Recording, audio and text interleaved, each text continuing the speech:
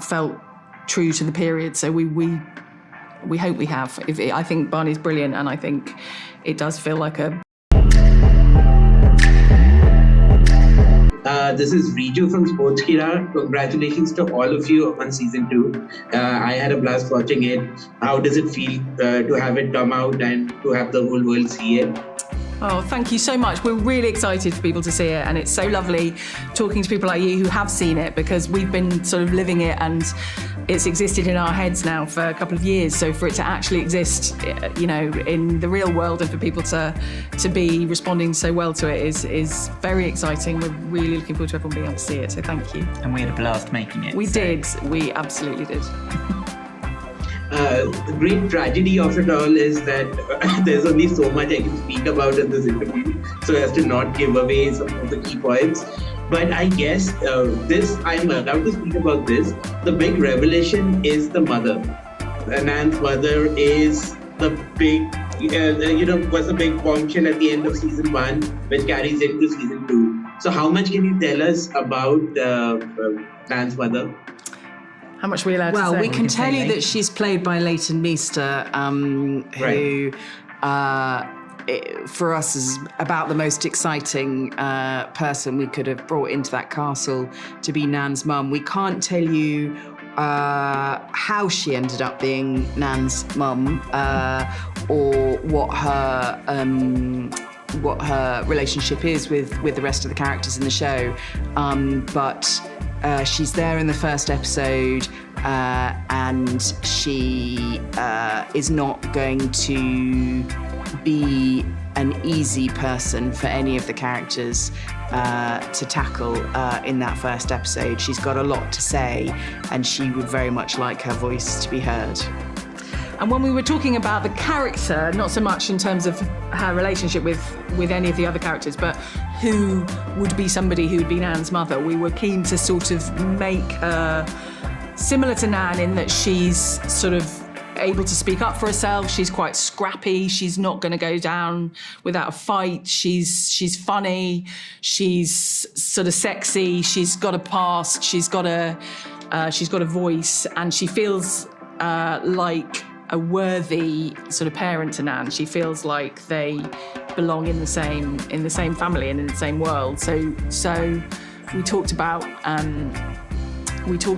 Leighton from the start as our kind of dream casting of who it could be, and yeah, obviously an absolute thrill when it turned out that Leighton was a fan of the show and was keen to do it. So we were very lucky to have her. But we're very excited about people seeing how that all plays out. And it's a gift for episode 1 of kind of the unexpected wedding guest who's going to blow everything up in the first episode. It's kind of such an exciting way to kick off a series. It certainly is. I have watched episode 1. It is a masterpiece. Congratulations on that. But one of the most difficult things about this show, I think, is the portrayal of abuse.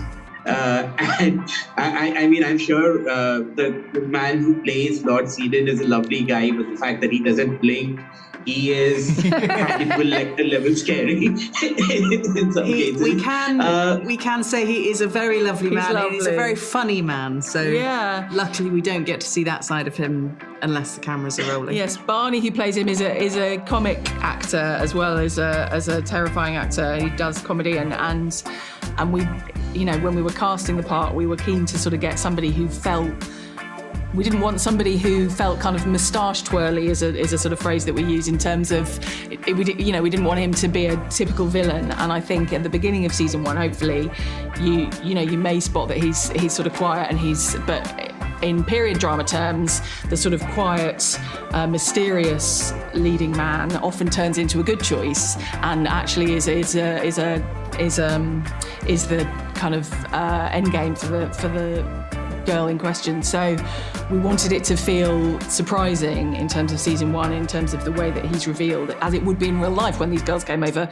They don't know who they're going to get. So he could turn out to be the love of Ginny's life, or he could turn out the way he did, which was to be a pretty horrible, hopefully contemporary feeling man. And we were really wanting to sort of show that relationship and get that right and make that feel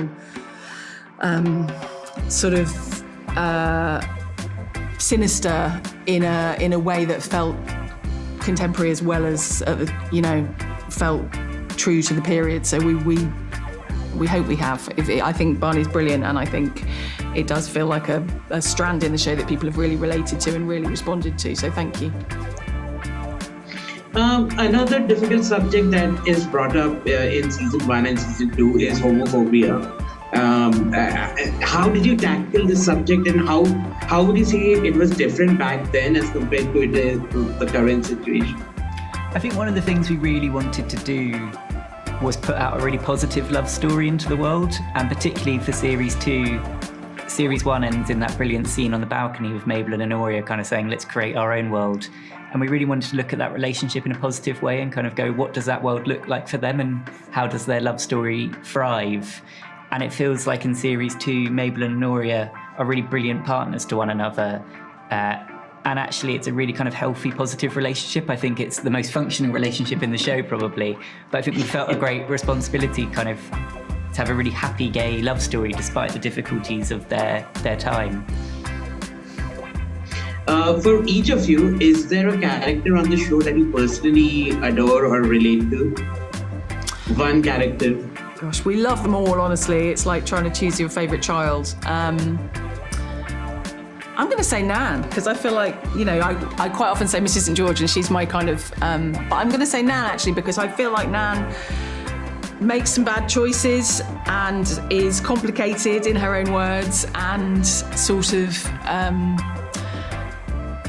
is sometimes a bit inscrutable. You're never quite sure, and she's never quite sure what she's going to do next or who she's going to choose and whether she's done the right thing. But I feel that is what people are like, and I think it's not always what you see in drama or on period dramas particularly, where people are quite often archetypes and have one kind of journey. But I feel like Nan changes her mind a bit, and I think that's fine. I think that makes her feel more human. So I'm going to say Nan. What are you going to say? I might say the Dowager. I feel like she's such a brilliant character, and she makes such difficult choices in pursuit of this institution that she loves. But I think in series 2, what's really exciting is we see the sort of human side of the Dowager, and indeed she has her own love story. And I think that's really kind of series 2. You kind of really get to know that character and sort of see why she makes those difficult decisions in the end. I think I'd have to say Ginny, because I think when we meet Ginny in series 1, she's very naive, and she has very high expectations of what she ought to achieve in life, and it's very much a desire to marry the most handsome, the most high society person she possibly can, and she sort of feels like everybody else should stand back, including her best friend Lizzie and her sister Nan. They should all stand back because she should be the one that gets to kind of go first. And so she's quite a flawed character. She's selfish. She's quite mean to Nan. She tells Nan that she's illegitimate in series 1 in the middle of a row, and yet as she evolves as a character, she goes through some very difficult things, and she has to manage in series 2 being away from her friends, away from her family, being a new mother, which she doesn't find straightforward, and actually missing her husband, which is a really complicated feeling to have when you've been in an abusive relationship, to actually admit your honest truth that you do miss your old life despite the horrors of it. And I think she becomes really a very complex, layered character, but still with those kind of flaws within her. And I find that very truthful and relatable and quite contemporary. I think Imogen Waterhouse, who plays her, does a really terrific job of exploring all of those areas of Ginny. Thank you so much. I wish I could have spoken more. I've been given the signal to wrap, but congratulations again to all three of you. Thank you nice so much. You. Lovely to meet you. Thank you. Bye-bye. Bye.